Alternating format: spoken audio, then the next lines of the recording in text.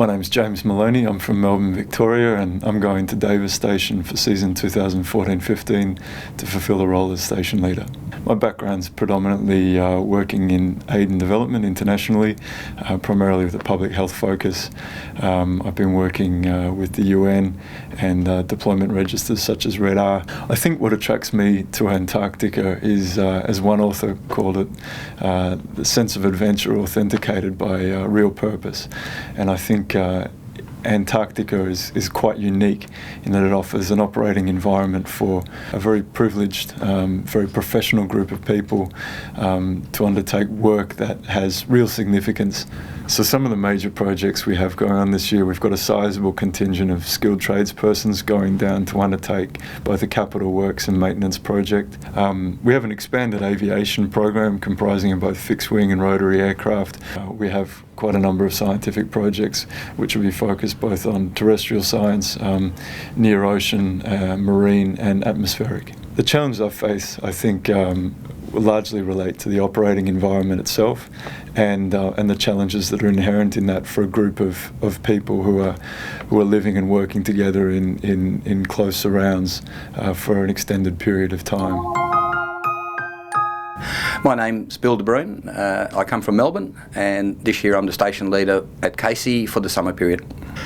My background is I was a career policeman for 41 years, specialising in emergency management, logistics and major events, skills that readily transferred across to what I'm doing as a station leader. I've been 3 previous times and they've all been at Davis. I'm pretty familiar with Davis, so this year might be a bit of a shock going to Casey.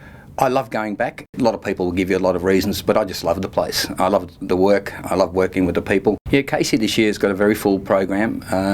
We've got the Navy doing some seabed mapping.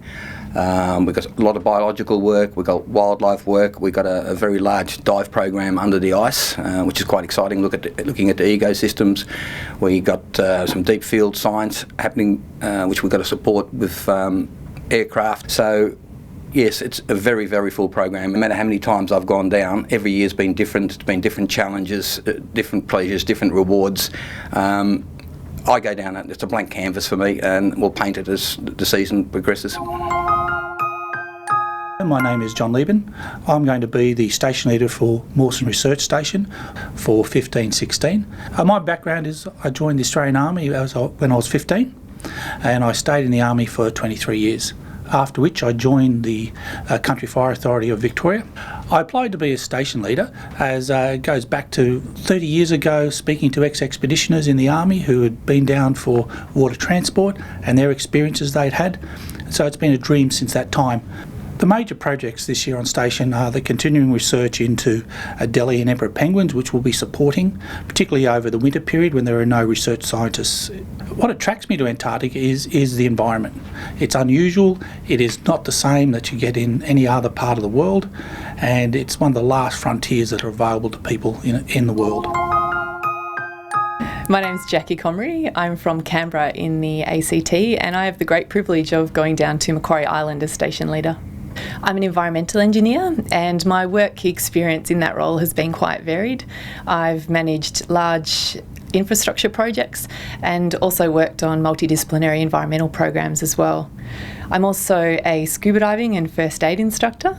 I'm definitely really excited for the opportunity to be able to live and work in a team in one of the most remote places on the planet and to experience the environment, the weather, and all of the wildlife on a daily basis is just going to be amazing. The major projects that we'll be supporting on Macquarie Island this year are the Tasmanian Parks and Wildlife Service monitoring of albatross, giant pectorals, and a number of vegetation communities as well. We also have ongoing monitoring of scientific equipment, taking both meteorological and atmospheric measurements, and we also monitor the tide gauges and also some seismic equipment. I think managing a small team of only 14 of us over the winter will present its challenges, and the need to keep the team cohesive and strong and functioning is one of the most critical parts of my role as station leader.